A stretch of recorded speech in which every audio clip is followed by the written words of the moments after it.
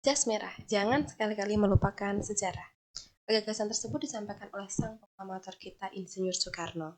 Assalamualaikum warahmatullahi wabarakatuh. Selama 10 menit ke depan, saya Mira Desti akan menceritakan sebuah kisah yang saya ambil dari sebuah buku karya dari Iksaka Banu yang berjudul Teh dan juga Pengkhianat. Nah, teman-teman bisa dilihat sampulnya seperti ini ya, digambarkan dan juga orang Indonesia yang sedang bersih tegang. Nah, di tengahnya itu ada pohon teh yang merupakan salah satu daya tarik bangsa-bangsa kulit putih datang ke Indonesia. Buku ini merupakan sekumpulan fiksi sejarah yang semuanya sudut pandangnya dari orang Belanda. Buku ini diterbitkan oleh Kepustakaan Populer Gramedia dan memiliki halaman yang cukup sedikit dan cocok sekali untuk dibaca seperti saya ini sebagai penikmat buku yang masih amatir. Nah, teman-teman, saya akan menceritakan atau mengenalkan terlebih dahulu tokoh-tokoh yang saya anggap penting. Yang pertama adalah James Peter. Nah, saya yakin nih teman-teman pasti sudah tidak asing lagi dengan sosok yang ada di. Ya, benar sekali, beliau adalah gubernur pertama Aceh di tahun 1900. Kalau misalkan dilihat dari gambarnya, pastilah kita akan berpikir bahwa orang ini otoriter dan juga teguh pendiriannya. Memang dalam kisah ini, James Peter Kun ini tidak digambarkan langsung atau tidak muncul langsung dalam ceritanya. Namun beberapa gagasan, beberapa kalimat itu digambarkan bahwa si James Peter Kun ini merupakan gubernur atau pemerintah utama pemegang kekuasaan di tahun tersebut atau di cerita tersebut. Selanjutnya ada Hendrik Cornelis Adam atau yang biasa disapa dengan Drik. Ini merupakan tentara VOC yang masih baru dan langsung ditugaskan ke Banda Neira, bersifat baik dan juga mudah bergaul. Sebelumnya si Drik ini merupakan petugas kota. Kalau misalkan sekarang mungkin lebih akrabnya seperti Satpol PP. Karena perekonomian dia yang kurang baik, dia ditawari menjadi tentara VOC yang gajinya agak banyak. Si Drik ini mau-mau aja karena dia berpikir setelah mendapatkan gaji yang banyak, dia bisa pulang kembali ke Belanda bertemu dengan keluarganya. Selanjutnya ada si Kalabaka. Kalabaka ini adalah seorang Indo yang merupakan orang kaya di sekitar Banda dan memiliki peran penting dalam perekonomian. Memang di Banda Nera ini perekonomiannya dipegang oleh para orang kaya yang dipercaya oleh petani-petani kecil. Kalabaka ini memiliki sifat yang jujur dan juga pemberani. Dan tokoh selanjutnya adalah Letnan Van Wert. Ini adalah atasan langsung dari Sidrik tadi. Letnan VOC ini patuh sekali dengan aturan. Walaupun dia tahu ya misalkan aturan salah atau aturan tersebut benar, dia itu seakan-akan tutup mata. Yang penting ini yang disampaikan atau disuruh oleh bosnya, oleh atasannya, jadi dia harus melakukan walaupun itu salah. Nah, selanjutnya ini adalah gambaran VOC memasuki daerah Banda. Bisa dilihat ya teman-teman, ini sangat banyak sekali pasukannya. Ketika VOC memasuki Banda, mereka membawa pasukan yang cukup banyak. Sebelumnya, sebelum VOC memasuki Banda ini sudah terlebih dahulu ada Inggris dan juga Spanyol yang sudah bekerjasama dengan petani-petani lokal yang ada di Banda Nera. Kita tentu akrab lagu Banda Nera yang sering kita dengar sekarang. Ternyata bukan hanya keindahan alam saja yang menarik perhatian. Hasil alamnya yaitu rempah-rempah yang menarik dari bangsa-bangsa barat atau bangsa-bangsa kulit putih untuk datang ke Banda Neira. Karena sebelumnya Inggris dan juga Spanyol ini sudah bekerja sama dengan rakyat Banda. Jadi si VOC ini yang datang belakangan menawarkan harga yang terlalu rendah untuk petani-petani di Banda Neira.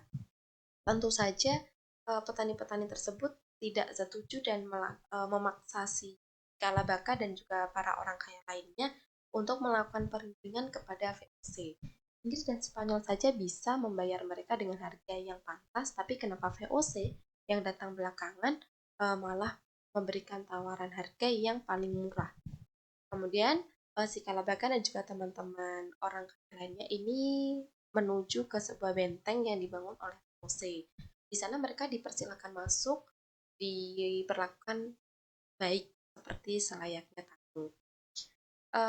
Kalabaka di sana bertemu dengan Sidrik tadi. Mereka ngobrol, bertukar pikiran bagaimana orang-orang Banda Neira ini bisa menghasilkan pertanian, bisa menghasilkan tumbuh-tumbuhan yang dianggap penting atau diinginkan oleh bangsa-bangsa Barat. Kemudian dari Sidrik ini dia juga menceritakan tentang kisahnya dia. Sebelumnya dia bukan tentara VOC, hanya seorang penata kota, kemudian ditawari menjadi tentara VOC demi bisa pulang ke Belanda dan bertemu dengan dan juga istrinya. Ternyata Sidrik dan Sukasika ini nyambung teman-teman. Mereka ada chemistry begitulah.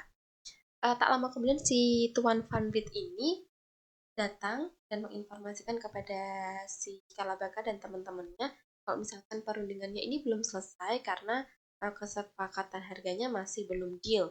Jadi si Kalabaka dan juga teman-teman orang kaya ini diminta untuk menuju ke sebuah gunung untuk melanjutkan perundingan di sana.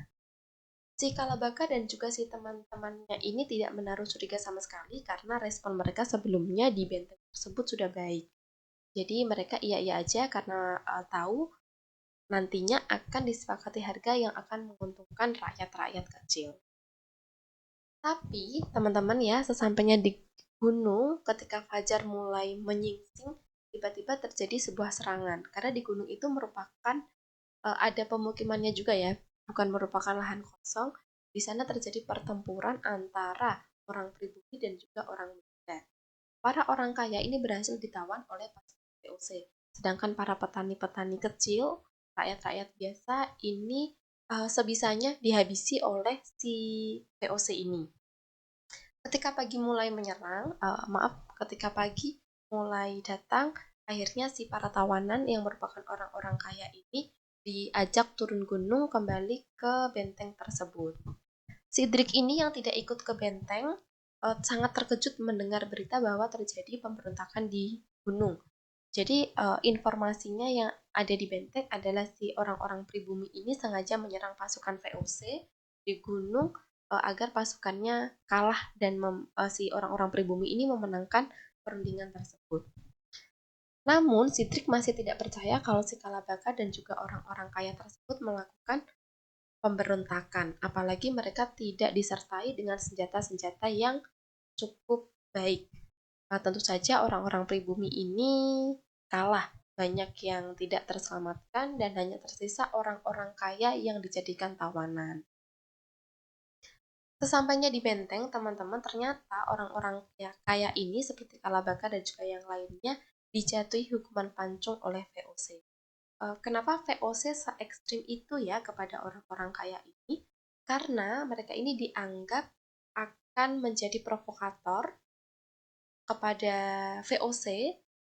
Kalau misalkan orang-orang kaya ini tetap hidup, mereka akan terus-menerus mengganggu kelancaran dari bisnisnya VOC dan memprovokatori atau berhasil menumbuhkan semangat para orang petani ini untuk memberontak atau menaikkan harga. Jadi menurut VOC ini gak bagus, jadi mereka harus dihilangkan saja supaya orang-orang pribumi ini yang lainnya jera, tidak ada yang melawan. Kalau misalkan mereka melawan berarti mereka akan bernasib sama seperti Kalabaka dan juga teman-temannya itu. Sidrik ini tidak terima, dia langsung memukul Letnan Van Beet itu mengatakan bahwa Kalabaka tidak mungkin seperti itu. Sidrik ini tentu saja dengan perbuatannya itu dia akan mendapatkan hukuman juga karena berani melawan atasannya. Dan si Drik ini tidak peduli, dia tetap membela si Kalabaka dan juga orang-orang kaya tersebut. Dia masih tidak percaya kalau misalkan Kalabaka dan juga orang-orang kaya tersebut melakukan suatu pemberontakan karena mereka dari bawah pun sebelum naik tidak disenjatai atau tidak mendapatkan senjata yang cukup untuk melakukan sebuah pemberontakan. Si Drik ini masih emosi ya, masih mempertahankan pendiriannya bahwa Kalabaka ini tidak salah. Sampai pada akhirnya tibalah giliran si Kalabaka ini untuk dijatuhi hukuman pancung. Sebelum si Kalabaka ini masuk ke pisau tersebut, si Kalabaka bilang kepada Van Bit ini, Tuan, apakah Anda tidak takut dengan balasan yang sudah Anda lakukan kepada rakyat-rakyat yang tidak berdosa? Belum selesai si Kalabaka ini mengutarakan apa yang ingin dia katakan, tiba-tiba kepala dan juga tubuhnya sudah terpisah. Cedric masih terpukul dan langsung saja dibawa oleh tentara VOC yang lain untuk dijatuhi hukuman. Di akhir cerita, Cedric ini menuliskan sebuah surat kepada anaknya yang dipenjara bahwa setelah ini kemungkinan dia dan anaknya tidak bisa bertemu kembali karena Cedric ini dijatuhi hukuman oleh VOC. Dan Cedric menuliskan sebuah pesan bahwa jangan pernah mau diajak VOC untuk bekerja sama apapun itu kemauannya atau iming-iming. Nah, teman-teman, yang bisa saya dapatkan dari cerita tersebut adalah yang pertama selalu membela kebenaran walaupun risiko, sama seperti yang dilakukan oleh Cedric tadi. Kemudian, jangan takut jika benar, dan tidak semua orang Belanda jahat, dan juga berserah dirilah selalu kepada Tuhan seperti Kalabaka tadi. Nah, itulah teman-teman cerita yang ingin saya sampaikan kali ini. Sampai jumpa di review buku selanjutnya. Terima kasih.